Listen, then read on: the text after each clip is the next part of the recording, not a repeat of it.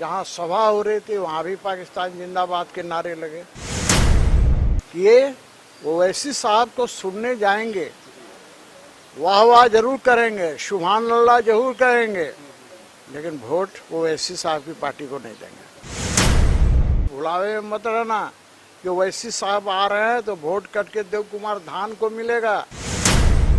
तो ओवैसी साहब भी यही विपक्षियों के थैली के चट्टे बट्टे हैं। ओवैसी साहब की पार्टी कहीं नजर नहीं आ रही। मांडर विधानसभा क्षेत्र के लिए 23 जून को वोट डाले जाएंगे, लिहाजा अभी से जो चुनावी सरगर्मियां हैं वो जोर पकड़ चुकी हैं। अब से थोड़ी देर पहले एमआईएम के जो अध्यक्ष हैं सदुद्दीन ओवैसी, उन्होंने सभा की चानों में और लोगों को अपने पक्ष में करने की कोशिश की। इस दौरान उन्होंने केंद्र की मोदी सरकार से लेकर के राज्य की हेमंत सोरेन सरकार पर जमकर लताड़ा लगाई। बिल्कुल उनका स्पष्ट ये मानना था कि केंद्र की सरकार जिस तरह से टीओडी ला करके युवाओं के साथ छल कर रही है, उसी तरह हेमंत सोरेन की सरकार भी उपद्रवी तत्वों को पर काम नहीं कर करके कहीं न कहीं वो अपनी राजनीति साधने की कोशिश कर रही है।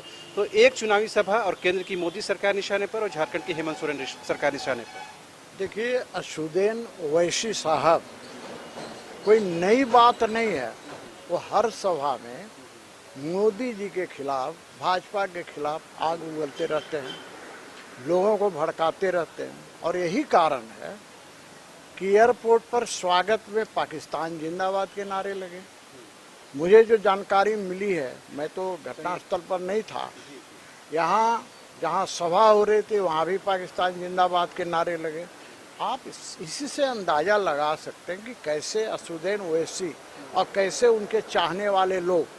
लेकिन मैं ओवैसी साहब को बता देना चाहता हूँ, भीड़ आप जमा कर सकते हैं, लेकिन वो लोग वोट आपको देने वाला नहीं है, क्योंकि यूपी में आप देख चुके होंगे। मेरा ये कहना है कि ओवैसी साहब, आप देश के एक संसद सदस्य हैं, एक सांसद होने के नाते इस भारत भूमि, भारत माता के प्रति आपको वफादार होना चाहिए।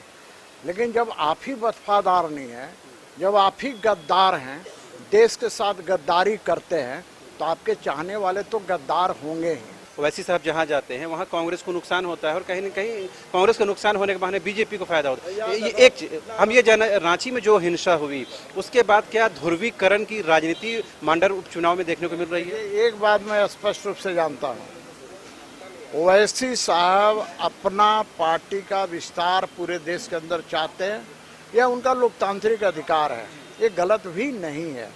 लेकिन ओवैसी साहब के कारण कांग्रेस को नुकसान होता है। अरे भैया, यूपी में कांग्रेस को कौन सा नुकसान हुआ? 2 सीट आया, 403 में 2 सीट।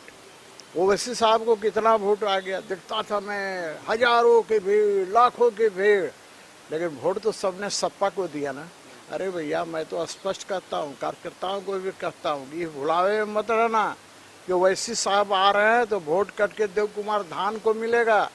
ये सारे के सारे जो एक समुदाय विशेष के लोग हैं, ये बड़ा परिपक्व है। राजनीतिक दृष्टि से यदि देखा जाए तो इतने परिपक्व हैं कि ये ओवैसी साहब को सुनने जाएंगे, वाह वाह जरूर करेंगे, सुभान अल्लाह जरूर करेंगे, लेकिन वोट ओवैसी साहब की पार्टी को नहीं देंगे। तो अच्छा, इनके आने के बाद क्या जो फाइट है वो त्रिकोणीय हुआ है मंडर में? मैं तो ऐसा नहीं मानता कि फाइट त्रिकोणीय हुआ है। भाई, फाइट हो जाए अच्छी बात है, मैं तो चाहूँगा कि फाइट त्रिकोणीय हो। मैं तो चाहूँगा, भगवान से प्रार्थना करूँगा कि फाइट त्रिकोणीय होना चाहिए, लेकिन मुझे नहीं लगता कि फाइट त्रिकोणीय हो जाएगा। ओवैसी साहब की पार्टी कहीं नज़र नहीं आ रही। एक आखिरी सवाल, ओवैसी साहब का जो कार्यक्रम था वो मृतक परिवारों से मिलने का भी था, लेकिन पुलिस प्रशासन ने उनको रोक दिया। बाद में उनके परिजन चान्हो आए और उनसे मुलाकात हुई। तो क्या राज्य सरकार भी डरी सहमी है उनके आने से? देखिए, राज्य सरकार डरी है या नहीं डरी है मैं तो नहीं जानता, लेकिन एक बात जरूर है कि ओवैसी साहब के सुरक्षा में जगह जगह, रांची से लेकर यहाँ तक, चाक चौबंद पुलिस व्यवस्था था। तो ओवैसी साहब भी यही विपक्षियों के थैली के चट्टे बट्टे हैं। इसलिए राज्य सरकार डरे कि नहीं डरे मुझे नहीं पता। लगता तो जरूर होगा उनको कि शायद वोट मेरा बिखराव हो जाएगा, लेकिन एक गलतफहमी में है, वोट बिखराव नहीं होगा। मैं तो आम जनता से यही कहूँगा कि भाई देश में एकमात्र राष्ट्रवादी पार्टी भारतीय जनता पार्टी है, जो देश को मजबूत भी बनाती है और देश को विकास के रास्ते पर भी ले चलती है। इसलिए सिर्फ और सिर्फ कमल फूल पर वोट पर मुहर लगाना चाहिए। तो आपने सुना, ये थे बीजेपी के रांची से विधायक सीपी सिंह, जिन्होंने साफ तौर पर कहा कि ओवैसी के आने से मांडर उपचुनाव में जो फाइट है वो त्रिकोणीय नहीं होगा। जो लोग हैं उनको पता है किन्हें वोट करना है और किन्हें नहीं वोट करना है, लिहाजा उस हिसाब से लोग, क्षेत्र के जो लोग हैं वो अपना मतदान देंगे। कैमरा पर्सन हृदय के साथ रांची से न्यूज़ 22 के लिए शहनवाज।